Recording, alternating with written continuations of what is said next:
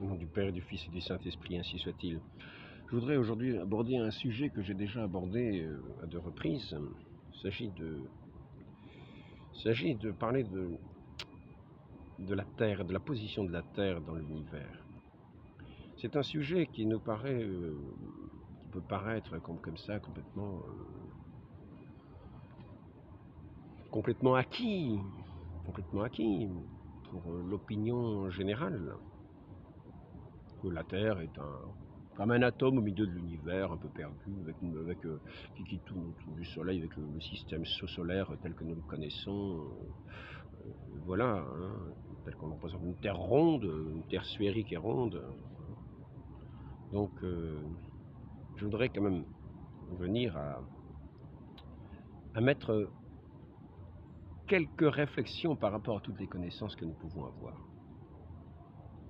D'une certaine manière, une remise à plat. Non pas remise à plat de la Terre pour en faire comme un couvercle, comme un couvercle de bocal. Hein, vous voyez? Regardez. Vous avez le soleil là, vous voyez, je voulais faire une démonstration, je ne sais pas si on le voit en dessous. Vous voyez? Hop, regardez. D'un seul coup, vous avez l'éclair qui remplit, la lumière qui remplit, toc, d'un seul coup, Je pensais utiliser une lampe, vous voyez? Je pensais utiliser une lampe parce que ce que nous observons tous, malgré tout, ce que nous observons tous, c'est que sur cette terre où nous sommes, nous voyons que le jour vient progressivement. Nous voyons que le jour, je le répète, vient progressivement et non pas d'un seul coup comme sur le couvercle de cette boîte. Voilà, j'ai réussi à allumer. Peut-être on va voir mieux ici. Alors maintenant, je vais essayer de représenter un petit peu le soleil qui vient tourner autour de la Terre. Vous voyez, le soleil arrive, il darde de ses rayons, hop. Je ne sais pas si c'est si visible que ça, hop. Le soleil arrive, il vient dans... Il ne peut pas venir... Pour certains, le soleil ne vient pas d'en bas, car en bas, c'est simplement la zone creuse de la Terre. Et au-dessus, nous avons comme une cloche, et le soleil serait un emplacement ici, puis la Lune serait par exemple un emplacement là. Ce qui fait que le soleil serait toujours à briller sur toute la surface de la Terre. Vous observez, si le soleil passe d'un bout à l'autre comme ça ici, il va toujours être à briller jusqu'à l'horizon. Sans cesse, il fera jour. Vous voyez? Regardez bien, regardez. Hop, vous avez vu? Je l'oriente mal. Sans cesse, il fera jour. Hein. Hop, jusqu'à ce qu'il disparaisse en arrière. Regardez ici. Il se lève, et dès qu'il se lève, hop, c'est blanc. Ah ben alors là, c'est encore, c'est vrai que c'est encore plus blanc, mais c'était déjà bien blanc. Si je mets là, vous allez voir, ça va être encore blanc aussi. Enfin, voilà. De l'horizon de la Terre plate, hein, l'horizon de la Terre plate, regarde, oh là, je l'oriente mal, hein, jusqu'à l'autre horizon de la Terre plate, bah, qu'est-ce qu'on a? On a la lumière, donc il fait jour sans cesse. Il fait jour pendant, admettons, si le jour, si admettons que le soleil passe en dessous, mais il passe pas en dessous, parce qu'il y a une cloche, hein, on dit qu'il reste là, donc il ferait jour sans cesse. Hein, il tournerait autour. Maintenant, s'il tournait autour, ça veut dire que la moitié du temps, il serait en dessous, et la moitié du temps, il serait en dessus. Donc il ferait jour 12 heures par jour, vous comprenez? 12 heures par jour, bah, oui. Donc quand vous téléphonez, par exemple, à quelqu'un qui est en Chine, vous allez téléphoner à celui qui est en Chine. Comment se fait-il que celui qui est en Chine, il soit dans la nuit? Téléphonez-lui maintenant, vous allez voir. Allez-y, prenez le téléphone. Si vous êtes dans la nuit, téléphonez-lui, il sera peut-être dans le jour. Donc si le soleil est comme ça, d'un bout à l'autre, imaginez, si la Terre est plate, tout le monde a le soleil en même temps. Ce que je dis est une évidence. Donc il y a quand même une certaine difficulté à montrer une Terre plate. Surtout que, rappelons-le bien, quand il s'agit par exemple de Charlemagne, la représentation de Charlemagne, des anciennes représentations de Charlemagne, des représentations plus que médiévales, antiques, hein, presque. Hein. Ben, vous voyez Charlemagne avec un globe dans sa main. C'est pas l'univers entier, il n'est pas le roi de l'univers entier, il a un empire, si on représente la Terre, voilà, bon, ben c'est bon. On ne va pas dire que c'est l'univers entier. Il n'est pas maître des étoiles, il n'est pas l'empereur des étoiles. Le seul maître de l'univers entier, c'est Dieu lui-même. Donc, par contre, c'est le règne de Dieu sur cette terre. Quand la Vierge Marie apparaît, elle dit sur un globe, elle dit ce globe représente le monde, et la France en particulier, et chaque personne en particulier. Et c'est ça qui est très important de comprendre. C'est cela qui est très important de comprendre. Au-delà des calculs mathématiques, au-delà Parce que tout cela, c'est notre perception. C'est notre perception. Nous allons faire des calculs mathématiques en fonction de tous les repères que nous avons. N'oublions pas que l'astre principal, qui vient éclairer nos vies, vient éclairer nos vies, c'est Dieu. C'est notre Dieu. C'est notre Dieu qui est l'astre principal qui vient éclairer nos vies. C'est le repère principal de toutes nos mathématiques, de cette mathématique divine. C'est l'astre principal. Et en ce sens-là, on peut dire que la Terre sur laquelle nous vivons est effectivement le centre de l'univers. Parce que Dieu nous a mis dans cette création au sommet de cette création. Il nous a établis au sommet de cette création. Il s'est incarné, il s'est fait homme lui-même pour marcher sur cette terre où nous sommes.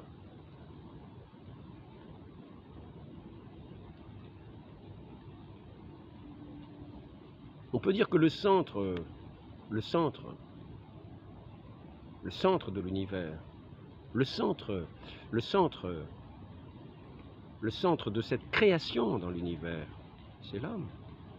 C'est l'homme qui est à l'image de Dieu, qui est le lieutenant de Dieu. C'est là tous nos repères. Tout notre repère, tous nos calculs, toute notre intelligence, toute notre pensée est en lien direct, en lien d'attraction.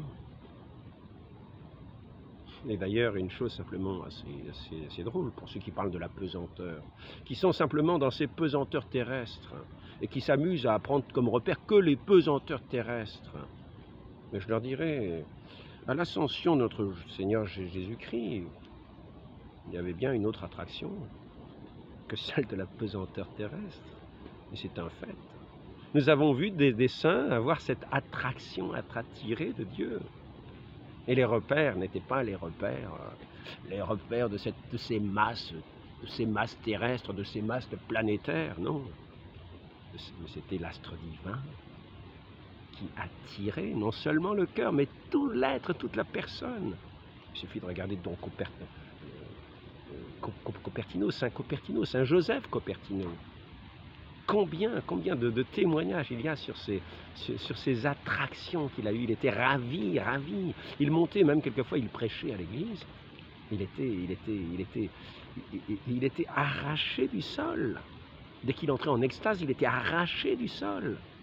Tous ces repères charnels, tous ces repères humains, tous ces repères... Non, il n'y avait plus que ce lien avec Dieu qui l'attirait, qui l'arrachait à toutes ces attractions, à tout ce à quoi, en général, la science donne tous ces repères, tous ces calculs, toutes ces mesures. Ainsi, il faut considérer qu'il y a différentes façons de mesurer, différentes façons de calculer.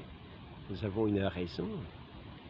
C'est à partir d'elle que nous devons savoir les mesures véritables. Quelle est la mesure de l'homme? La mesure de l'homme est relative à la mesure de Dieu qui est l'infini, qui est le Tout-Puissant, devant qui l'univers n'est rien du tout, qu'une poussière, qu'un atome, qu'un néant. Donc ne prenons pas sans cesse nos compas pour mesurer, pour mesurer toutes les trajectoires interstellaires, etc. Tout cela n'est qu'une poussière devant Dieu. Maintenant, si nous en revenons à cette histoire de Galilée, par exemple, pourquoi Galilée a-t-il été condamné? Parce qu'il a voulu faire un absolu, il a voulu trancher absolument à partir d'observations de ces repères que la science a voulu établir comme étant les repères du nouveau monde, d'un monde matériel. Et au-delà de ça même, il a voulu trancher avec certitude, donner des conclusions sûres et certaines que les choses étaient telles qu'il les disait, telles qu'il les observait, avec son petit télescope. Alors que cet univers le dépassait bien plus loin que ces télescopes, même s'il avait voulu mesurer toutes les choses de cette création matérielle, mais ça le dépassait d'une façon considérable. Et ce qu'on lui demandait, c'était simplement, ce que l'Église lui demandait, c'était simplement de rester dans le domaine de l'hypothèse, de façon à pouvoir fournir un modèle, une hypothèse pour fournir un modèle qui en sauvant tous les phénomènes observés qu'il pouvait observer dans ses télescopes, etc., à partir des repères qu'il avait pris, de façon à pouvoir sauver tous les phénomènes observés et rendre compte de la production de choses éventuellement cycliques à venir. Et de rester dans le domaine de l'hypothèse, sachant que le mystère de la création, c'est ce qui lui était dit, dépassait tout ce que nous pouvions observer. Et que ces repères que lui prenait ce jour-là pouvaient emmener des hypothèses qui seraient contredites un jour par d'autres observations qui seraient prises par d'autres. Donc maintenant, pour en revenir, d'une certaine manière, je voudrais d'ailleurs dire à ce sujet, il y a quand même des décrets de certains papes, des décrets de certains papes. Alors maintenant, moi je ne connais pas bien l'autorité tout à fait de ces décrets, comment ça peut voir. Il est marqué, il est suffisamment et pleinement établi pour tous les catholiques, le décret de la Sainte Église dans lequel tous peuvent reconnaître la nature de l'erreur de cette doctrine, dans cet édit qu'il veille à ne pas prendre position en faveur de la dite doctrine de Copernic par les Saintes Écritures, car les Saintes Écritures décrivent à plusieurs reprises que la Terre est immobile et que le ciel se déplace autour d'elle. Et ce sens d'interprétation est clair dans les mêmes Écritures saintes. Ça c'est Urbain VIII qui dit ça en 1633. Maintenant je voudrais dire une chose, simplement une réflexion. Si vous enlevez tous les repères autour de la Terre, voyez, je prends la plante qui est ici, là. Vous la voyez beaucoup en mouvement, la petite plante qui est là, non? Est-ce qu'elle bouge beaucoup? Regardez. Pour moi, j'ai la tremblote. Donc elle tremble un petit peu. Puis il y a la pluie, il y a les gouttes qui tombent dessus. Mais est-ce qu'elle bouge énormément? Non. C'est quasiment l'immobilisme. Si vous prenez ici à l'arrière, là, vous voyez, c'est quasiment l'immobilisme. Les feuilles de cet arbre, vous voyez? Je ne sais pas si vous les voyez. Et quand j'y touche pas, c'est quasiment l'immobilisme. Et la Terre, si vous enlevez tous les repères de tous les calculs que vous pouvez faire en prenant les repères autour, si vous enlevez tous les repères, qu'est-ce qui vous permettra de dire qu'elle est en mouvement? Même si elle est à la même vitesse qu'aujourd'hui. Si vous enlevez tous les repères autour, vous êtes dans le vide, elle serait considérée dans le vide en elle-même.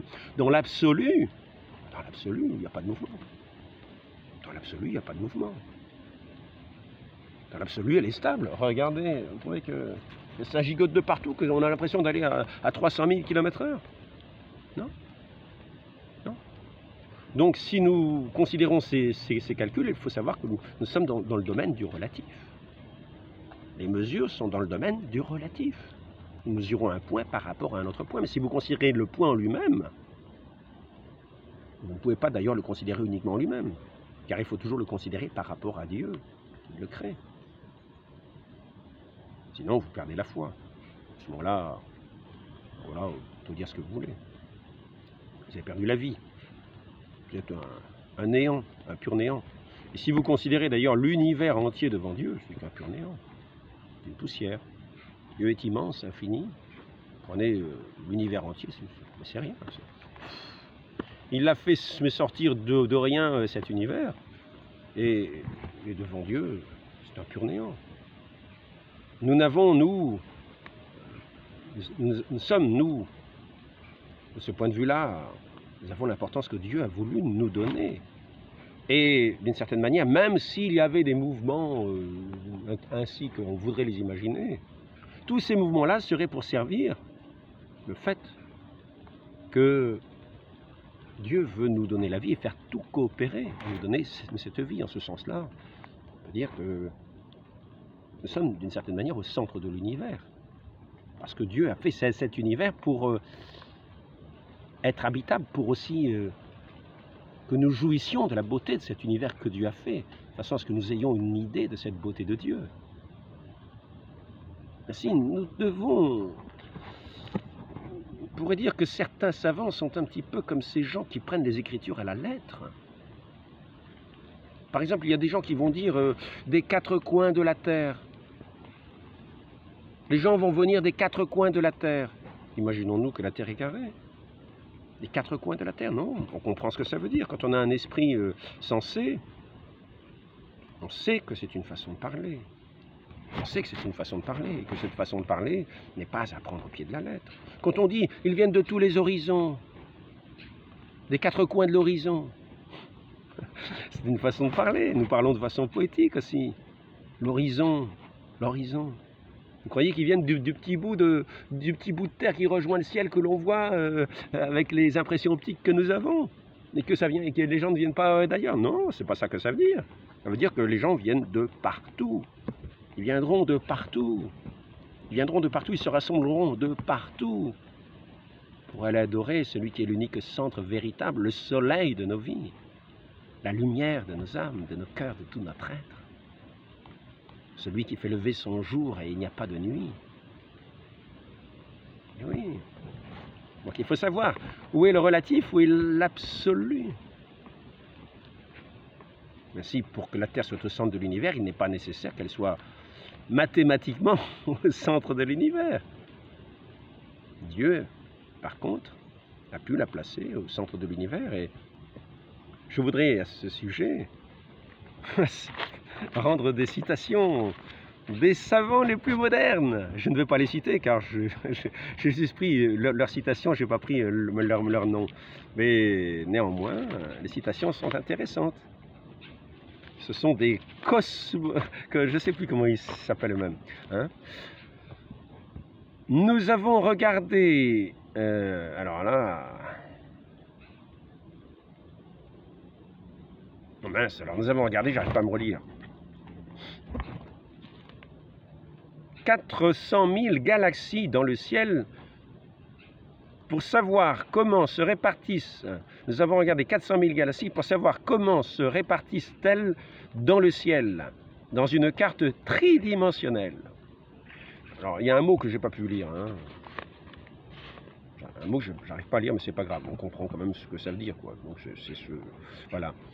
Pour vérifier s'il y avait ou non une quelconque structure. À ma surprise, les mathématiciens ont mis en évidence une structure très inhabituelle. Si vous regardez l'image de cette carte, il m'est apparu des anneaux concentriques comme si les galaxies... Qu'est-ce qu'il y a marqué là? Profaré, placé. Ah mince, ah oui, puis il manque un bout d'ici, concentrique. Ah oui, comme si les galaxies, alors, se positionnaient, il y a un mot qui m'échappe, se positionnaient à des emplacements périodiques depuis la Terre. C'est comme si on disait que notre galaxie est quelque part proche du centre de l'univers. Et comme nous regardons les galaxies autour de nous, elles sont comme des plateaux gigantesques et concentriques, espacés par 250 millions d'années-lumière. Il faut savoir que ces années-lumière, elles sont calculées en fonction des calculs des éléments terrestres que nous avons. C'est-à-dire, nous établissons des périodes en années, à partir de la Terre, pour savoir l'âge de la Terre, mais cet âge de la Terre a varié énormément. Et quelquefois, comme les calculs de l'univers ne correspondaient pas à l'âge de la Terre tel que nous avions fixé, nous avons augmenté les chiffres de l'âge de la Terre pour que la Terre ne soit pas plus vieille que l'univers, comme des calculs y avaient amené. Donc il faut faire très attention, très attention. Soyons très attentifs, même les savants, quelquefois, font des rectifications. Ils multiplient par 10 les données parce qu'il suffit de changer le... Comment ça s'appelle? Oh, je ne sais plus comment ça s'appelle, le coefficient. Vous changez le coefficient d'un calcul et vous multipliez l'âge de la Terre par 10 ou par 100, et c'est ce qui s'est passé. Donc, il y a même un savant qui a dit, vous pouvez très bien réduire ce coefficient de façon à amener l'âge de la Terre à 6000 ans. Il y a un savant qui est arrivé à dire ça. Ce qu'il faut, c'est qu'il y ait une certaine cohésion entre les repères, quoi. Là, on dit 250 millions d'années-lumière. Bon, bah, très bien. Alors, un autre intervenant, le numéro 2, un autre intervenant dit: est-ce que cela peut nous amener à un univers avec une Terre en son centre? Il se pose la question. Je ne le crois pas, dit-il. Cela peut mener à ce que notre galaxie soit un lieu particulier. Ceci, alors on reprend l'intervenant numéro 1, ceci est controversé car personne dans la communauté cosmologique actuelle ne peut postuler ce genre de notion. C'est une chose intéressante. C'est une chose intéressante parce que dans les découvertes actuelles, il semblerait que par couche concentrique, il y ait comme des... que les galaxies soient disposées comme ça par couche concentrique, comme une cible, vous savez, quand vous avez un jeu avec une cible et des fléchettes, c'est un petit peu disposé de cette manière-là, quoi. Et au centre, vous auriez la galaxie avec la Terre qui semblerait positionnée en son centre. Mais ça ne... c'est ce qui est dit aujourd'hui. Mais pourquoi cela? Moi, je pense qu'une des raisons de cela, c'est qu'effectivement, l'homme à l'image de Dieu, qui est le centre de l'univers, qui est le créateur de l'univers, qui est partout présent, devant qui, je le répète, l'univers n'est rien, mais on peut dire que c'est Dieu qui est vraiment le centre, sans appartenir à l'univers. Il est le cœur, oui. Et l'homme à son image est aussi ce cœur de cet univers. Et c'est son observation,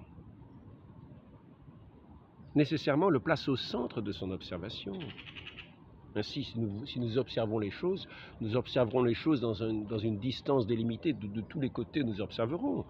On aura beau prendre les mesures, bah, ça pourra effectivement donner l'impression que nous sommes au centre de toutes les galaxies.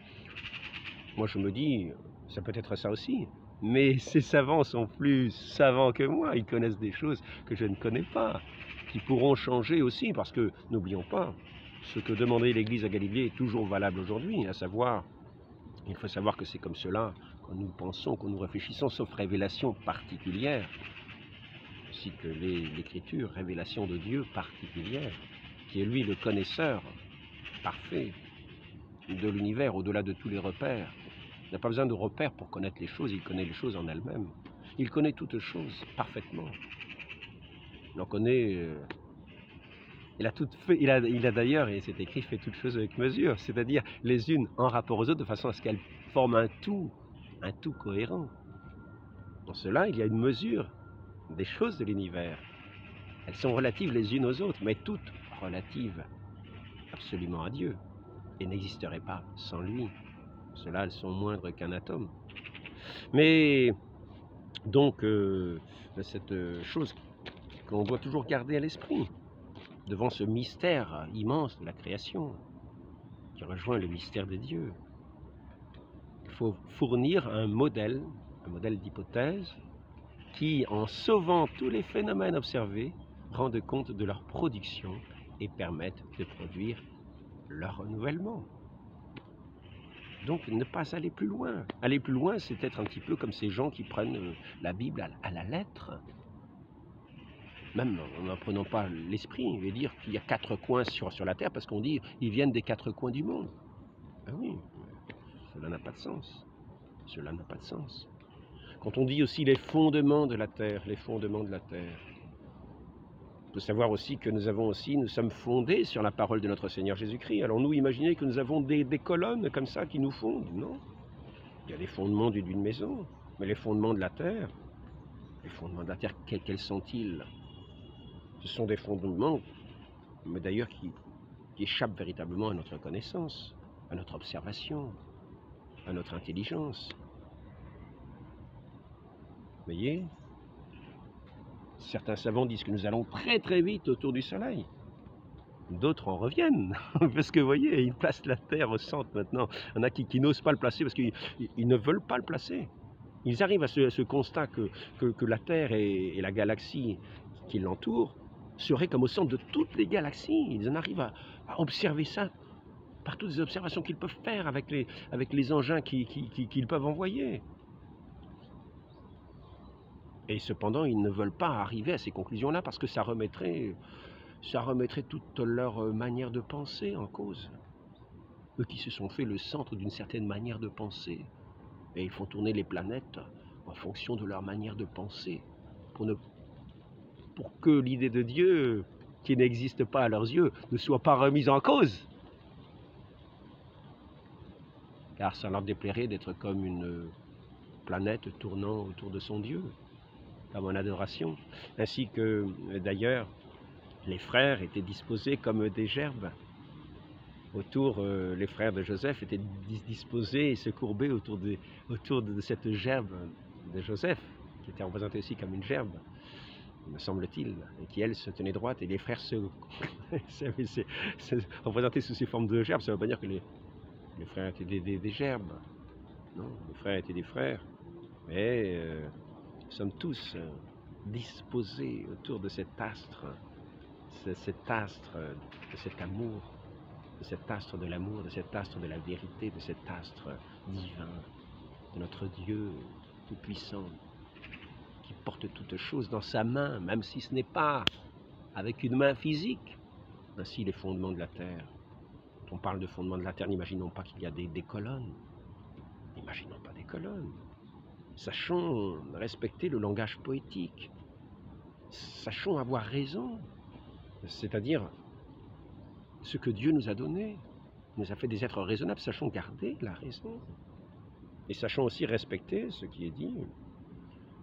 Nous sommes catholiques, nous devons écouter ce que dit ce pape Urbain VIII.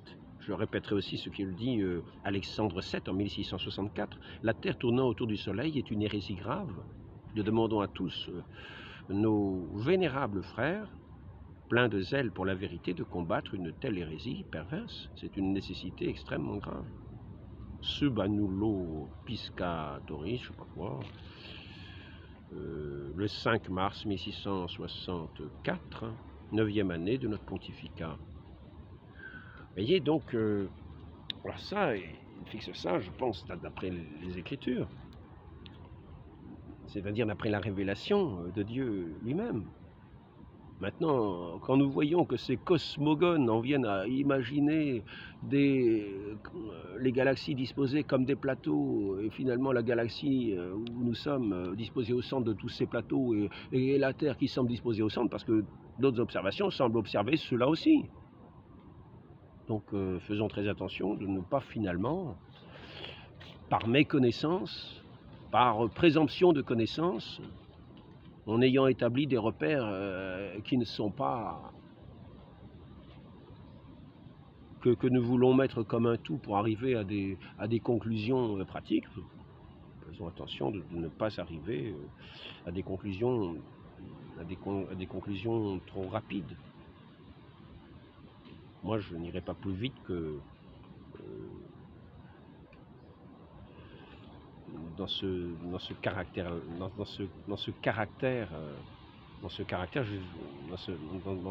cette, comment dire, dans toute cette profusion d'informations que nous pouvons avoir,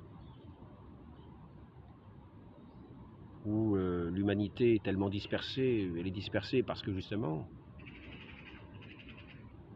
elle a mis ses mesures, elle a mis ses repères, non plus en Dieu, mais dans le monde. Et c'est là qu'elle se perd, parce que les repères ne sont pas des absolus, ils sont toujours relatifs les uns par rapport aux autres. Il n'y a pas des absolus. Donc les gens qui voudraient faire de ces repères à partir desquels ils font la mesure de toute chose sont un petit peu comme ceux qui veulent prendre l'écriture à la lettre dans certains domaines, de façon à tirer des conclusions fausses. Oui. Sachons garder l'intelligence du cœur, car nous avons un cœur. Mais sachons que notre Seigneur, lorsqu'il monte au ciel devant les apôtres, n'obéissait pas aux lois de l'attraction terrestre. Donc il y a d'autres attractions, d'autres repères. Il y a des vérités qui sont plus essentielles que celles du monde simplement créé. Parce que Saint Joseph Copertino s'est levé comme ça devant des protestants qui les amenaient à la conversion, ou s'est levé comme ça dans l'église en parlant, dès qu'il parlait de Dieu, et qu'il allait au-dessus de la foule, mais comme ça, comme à sa grande honte. Il savait où passer. Il était toujours, dès qu'il s'est levé, il était toujours dans cette confusion. Il aurait aimé rester dans la discrétion. Il était élevé comme cela, en l'air. Imaginez. Quelquefois sur des arbres. Donc, ceux qui veulent tirer des conclusions qui entraînent la vie des hommes dans des directions précises, dans des rejets,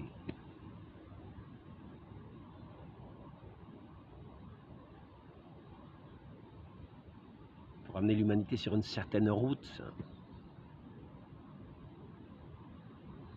dans une perspective particulière, et qui est loin de Dieu bien souvent. Sachons être prudents, sachons être prudents. Souvent l'information peut être vraie en un point, mais finalement être une désinformation, car nous ne donnons pas les autres tenants de l'information. Et ainsi, ce qui nous apparaît comme une injustice peut être infiniment juste en elle-même, de par sa relation. Il y avait en réponse à un autre élément qui nous est inconnu. Et ne portons pas trop vite des jugements sur toute chose, que ce soit en science ou dans d'autres domaines, car notre Seigneur nous précise que les choses se font dans le secret. Ainsi, ce que votre main droite fait, que votre main gauche l'ignore. Et pour certains, cela pourra paraître une injustice, car ils ne verront pas ce qui est fait de la main droite, et que la main gauche ignore, mais que Dieu voit, lui qui est la lumière de toutes choses et qui rendra justice de toutes choses, le jour du jugement. Donc, je dis, soyons raisonnables. La Terre peut être au centre de l'univers, parce que l'homme a voulu que, parce que Dieu a voulu que l'homme soit le centre de l'univers, son image, son lieutenant sur cette terre. Même si l'homme peut aller, peut-être, décoller en avion et aller dans d'autres perspectives. Ainsi, il nous faut considérer que lorsque nous parlons d'enfer, de ces lieux d'enfermement, il faut nous souvenir que notre Seigneur Jésus-Christ dans son corps, nous disons qu'il est descendu aux enfers. Mais dans son corps, il est resté au tombeau. La divinité était avec le corps. Il nous est dit que la divinité était aussi avec l'âme, ce qui fait que notre Seigneur est descendu aux enfers avec son âme. Mais quels sont ces enfers mystérieux où l'âme seule est descendue et où il a rejoint l'âme des défunts qui étaient tenus dans ces enfers? Ce sont des choses très mystérieuses. Les repères changent. Donc ne tirons pas de conclusions comme si nous étions uniquement dans un domaine matériel, avec une balance tout à fait physique. Nous avons d'autres repères, d'autres échelons de valeur. Le cœur de l'homme est fait pour contenir Dieu, comme dans un écrin, comme dans un paradis. Je ne vais pas m'avancer à dire des bêtises, néanmoins je voulais remettre les choses un petit peu à leur juste place. Sachons faire des calculs, mais calculons bien. Et sachons que si tout est relatif dans ce monde, un seul est l'absolu et que nous sommes tous relatifs à cet absolu, qui est le véritable soleil de tout cet univers. Et nous-mêmes, comme nous sommes à son image, nous devons être aussi comme des soleils.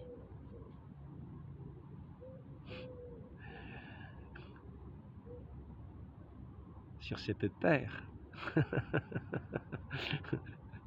Je vous laisse tirer les conclusions qu'il vous plaira de tirer. Voilà. Je demande à la très sainte Vierge Marie de vouloir nous garder avec cette raison que Dieu nous a donnée, de façon à vivre véritablement de cette vie que notre Dieu est venu nous donner quand il s'est donné à nous lui-même sur cette croix. Nous qui l'avions banni de cette terre, nous qui l'avions chassé de cette terre, nous qui ne voulions plus entendre sa parole, nous qui n'avons voulu perdre la mesure de Dieu pour nous mettre à la mesure simplement du monde. Demandons à la très sainte Vierge Marie de nous mettre à la mesure de son Fils et de l'aimer. À la mesure sans mesure. Et d'aimer ainsi ce Dieu tout-puissant qui a fait toutes choses. Et toutes choses à sa plus grande gloire, pour répandre son amour comme un écho dans tout l'univers. Et particulièrement, l'homme il a voulu établir l'homme comme cette lumière du monde. Soyons donc le reflet de ce Dieu, cette lumière du monde, ainsi soit-il. Au nom du Père et du Fils et du Saint-Esprit, ainsi soit-il.